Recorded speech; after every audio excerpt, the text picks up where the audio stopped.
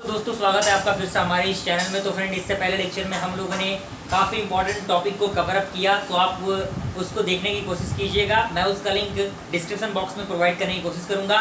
और basically mathematics का lecture है और आपको पता है कि एग्जामिनेशन में टाइम बहुत कम है, तो जल्दी जल्दी हम लोग सारे टॉपिकों को कवर करेंगे। जो इंपॉर्टेंट टॉपिक है उस टॉपिक को हम लोग कवर करेंगे, जिससे एग्जामिनेशन में टू द पॉइंट क्वेश्चन आता है। तो ये टॉपिक काफ़ी इंपॉर्टेंट है, बहुत बार एग्जामिनेशन से क्वेश्चन, मतलब इससे ये है कि ये क्वेश्चन तो इससे फिक्स है, इससे क्वेश्चन 100% आता ही आता है। तो इस टॉपिक को आपको मिस नहीं करना है। बेसिकली जो स्टूडेंट आरजीबी यूनिवर्सिटी से रिलेटेड है, ओके, तो उस टॉपिक का नाम है higher order differential equation with constant coefficient. तो कोई भी कांस्टेंट कोएफिशिएंट है हायर ऑर्डर डिफरेंशियल इक्वेशन का, तो वो किस तरह से दिया रहेगा, वो आपका इस टर्म में लिखा रहेगा डी का power n y divided by dx का power n plus a1 D का power n minus y divided by dx का power n minus 1 plus a2 D का power n minus 2 y divided by dx का power n minus 2 and so on. यानी और भी term इसमें क्या होंगे, बढ़ते चले जाएंगे। और लास्ट टर्म आपका हो जाएगा n minus 1 d y by d x plus n into Y is equal to x, जो कि आपका इक्वेशन 1 रहेगा। और सिमिलरली इस इक्वेशन के बदले हम क्या लिख सकते हैं, d के जगह पे, कैपिटल D के जगह पे हमें पुट करना होगा d बाई डी एक्स, और यहाँ से हमें d का पावर n हम लिख सकते हैं प्लस a1 d का power n minus 1 plus a2 d का power n minus 2 plus dot dot an minus 1 d plus n into Y is equal to x, okay.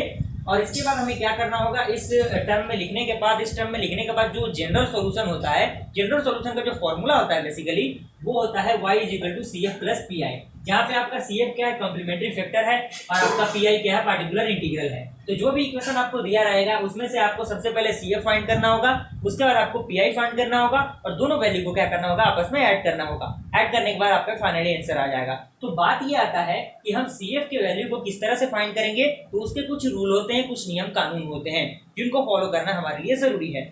उसी में से कह रहा है कि method of finding C F को फाइंड करने का जो मेथड है वो क्या है।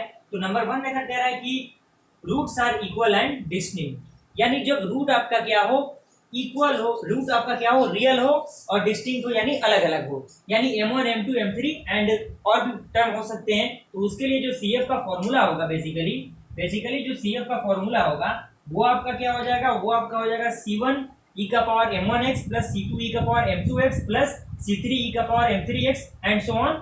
और भी टर्म तक आपका यहाँ पे क्या आ सकता है, बढ़ सकता है। सिमिलरली आपका सेकंड रूल कह रहा है कि टू इक्वल रूट, जब आपका दो इक्वल रूट हो तो उस कंडीशन में जो CF का वैल्यू क्या होगा, जब m1 is equal to m2 हो और m3 अलग रूट हो और and so on and term तक, तो उसके लिए CF का जो वैल्यू होगा C1 plus C2 into x into e का power m1x plus C3 into e का power m3x plus dot dot plus Cn into e का पावर mnx। तो ये आपका दो रूल कंप्लीट होता है। आइए नेक्स्ट रूल देखते हैं। रूल में आपका कह रहा है कि तीन क्या हो, इक्वल रूट हो, यानी तीन रूट आपका हो जो आपका क्या हो, इक्वल हो, तो उस कंडीशन में जो CF का फॉर्मूला होगा वो आपका होगा C1 होगा प्लस C2 में आपका x का मल्टीप्लाई हो जाएगा एंड C3 में आपका x स्क्वायर हो जाएगा। अगर यहीं पे अगर आपका 4 इक्वल रूट होता तो उस कंडीशन में आप क्या कर सकते थे, यहाँ पे C1 plus C2x plus C3x square plus C4x का पावर 3 कर सकते थे। सिमिलरली काफ़ी इजी वे में यहाँ पे फॉर्मूला बस आप याद कर सकते हैं, क्वेश्चन का प्रैक्टिस आप लोग करेंगे तो समझ में आ जाएगा। तो ये आपका फॉर्मूला e का power m1x plus C4 e का power m4x plus dot dot plus Cn into e का पावर mnx, यानी जितना भी टर्म होगा n टर्म तक, ओके। 4 नंबर क्वेश्चन कह रहा है कि two equal root are imaginary, जो क्या हो, दो रूट आपके क्या हो, इमेजनरी हो, तो उस कंडीशन में क्या होगा, यानी दो इक्वल हो, यानी m is equal to alpha plus minus iota भी 2 टाइम हो, तो उस कंडीशन में m आपका जो फॉर्मूला होगा वो होगा e का power ax c1 cos beta x plus c2 sin beta x plus c3 e का power m3x plus dot dot cn e का power mnx। And 5 number rule कह रहा है कि equal pair of imaginary root हो, तो उस condition में आपका क्या होगा, उस कंडीशन में जो आपका फॉर्मूला होगा वो होगा e का power ax into c1 plus c2x into cos beta x plus c3 plus c4 sin beta x plus C5 e का power m3 m5x and so on, okay. और इसके बाद हम देख लेते हैं, ये बेसिकली फॉर्मूला है, इतने ही फॉर्मूला का क्वेश्चन में ज़्यादातर यूज होता है। और इसके बाद हम देख लेते हैं कि पी आई का किस तरह से हम पी आई को फाइंड करेंगे। डिफरेंट अब हम लोग देखेंगे कि हम लोग पार्टिकुलर इंटीग्रल किस तरह से फाइंड करना है, उसका रूल क्या है। तो केस नंबर 1 कह रहा है, जब आपका कोई फंक्शन दिया हो x is equal to e का पावर x के टर्म में, तो उस कंडीशन में आप किस तरह से पार्टिकुलर इंटीग्रल को फाइंड कर सकते हैं। तो उसमें केस नंबर 1 में 1 कह रहा है कि P I is equal to e का power x divided by F of T, यानी जो फंक्शन रहेगा एफ ऑफ एक्स के टर्म में रहेगा, और जहाँ जहाँ x रहेगा वहाँ पे आपको क्या पुट करना है, वहाँ पे डी बाई डी एक्स की जगह पे आपको डी पुट करना है। इज इक्वल टू क्या होगा आपका ई का power x divided by F of A हो जाएगा, क्योंकि यहाँ पे मल्टीप्लाई के टर्म में क्या है आपका एक्स के साथ जो मल्टीप्लाई में रहेगा वही आपका as it is F of function के जगह पे हम क्या करेंगे पुट करेंगे। और वहाँ पे आप देखेंगे कि जो एफ ऑफ ए 0 के इक्वल इसका वैल्यू नहीं आएगा। ओके, और इसमें सेकंड नंबर क्या रहा है कि if F of A is equal to 0, जब आप इसका वैल्यू को पुट करेंगे तो अगर आपका ये वैल्यू 0 आता है तो उस कंडीशन में पार्टिकुलर इंटीग्रल का फॉर्मूला होगा ई का power x divided by F of D, जिसमें आपको x का मल्टीप्लाई करना होगा और e का power x divided by first order derivative find करना होगा। एंड वहां से आप उसको देख सकते हैं कि आपका जो वैल्यू आएगा first order derivative of f is not equal to 0। ये आपका केस 1 हो गया। केस सेकंड कह रहा है कि when x is equal to cos ax हो तो पार्टिकुलर इंटीग्रल का नंबर 1 फॉर्मूला होगा cos ax divided by f of d square, जहां पे जहां d है वहां पे आपको a पुट करना है, तो cos ax divided by f of minus a का होल स्क्वायर। एंड यहाँ पे आप f ऑफ माइनस ए का whole square is not equal to 0।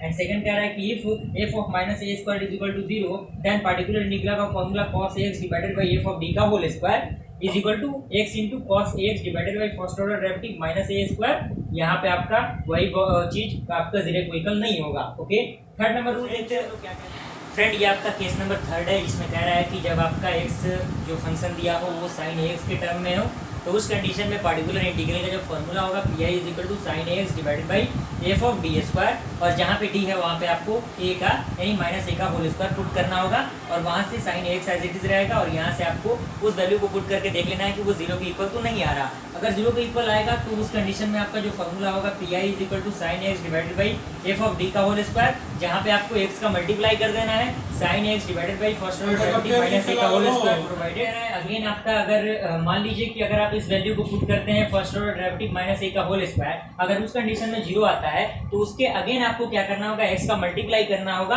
And another आपका सेकंड ऑर्डर डेरिवेटिव फाइंड करना होगा। वही फॉर्मूला सेम कांसेप्ट है और चीजें वही रहेंगी। और केस नंबर 4 कह रहा है कि when x is equal to x का पावर m, अगर x का पावर m के रूप में हो तो particular integral is equal to x का power m divided by f of d।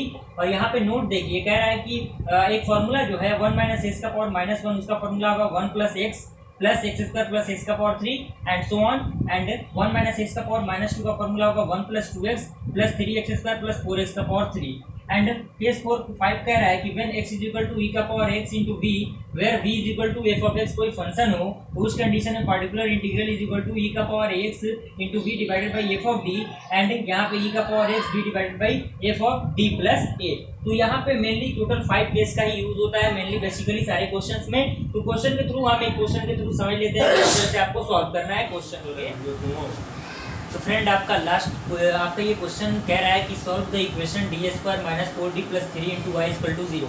इसे क्या करना है, हमें सॉल्व करना है। तो सॉल्व करने के लिए सबसे पहले इस इक्वेशन को क्या करना होगा, हमें कंपेयर करना होगा जनरल टर्म के थ्रू। तो जनरल टर्म आपका होता है F of D into Y is equal to 0। तो यहाँ से एफ ऑफ डी के जगह पे आप क्या लिख सकते हैं, ये वैल्यू को लिख सकते हैं। तो ये आपका एफ ऑफ डी हो गया और यहाँ पे इज इक्वल टू 0 के टर्म में आपको पुट कर देना है। ओके, और जहाँ जहाँ डी है वहाँ पे ऑक्सिलरी इक्वेशन फाइंड करने के लिए बेसिकली आपको पता होगा कि एम का वैल्यू पुट करते हैं, एम पुट करते हैं और एम पे पुट करने के बाद आप सिंपल सा ये जो इक्वेशन है उस इक्वेशन को सॉल्व करेंगे तो एम के दो वैल्यू आएंगे, एक आएगा 1 एक आएगा 3। तो आप देख सकते हैं कि जो दोनों रूट है दोनों रूट अलग अलग है। तो उस कंडीशन में आपका फॉर्मूला क्या था, c1 इंटू ई का पावर a1x। तो a1 के वैल्यू कितना है 1 है तो c1 इंटू ई का power x plus c2 into e का पावर a2 का वैल्यू कितना है 3 है तो ई का पावर 3x आ गया। और यहाँ पे पार्टिकुलर इंटीग्रल 0 हो गया क्योंकि आपको CF फाइंड करने के लिए लेफ्ट हैंड साइड फाइंड करना होता है एंड आपको जो PI है फाइंड करने के लिए उसके लिए RHS फाइंड करना होता है। तो RHS 0 है तो PI 0 हो जाएगा और जनरल सोल्यूशन आपको पता है CF प्लस PI होता है। वैल्यू को पुट करेंगे तो ये आपका फाइनल आंसर आ जाएगा। ओके, आई होप आपको ये वीडियो पसंद आया। वीडियो पसंद आया वीडियो को लाइक कीजिए और चैनल पर बनाए चैनल को सब्सक्राइब कीजिए। फिर मिलते हैं अगले वीडियो में, तब तक के लिए थैंक यू।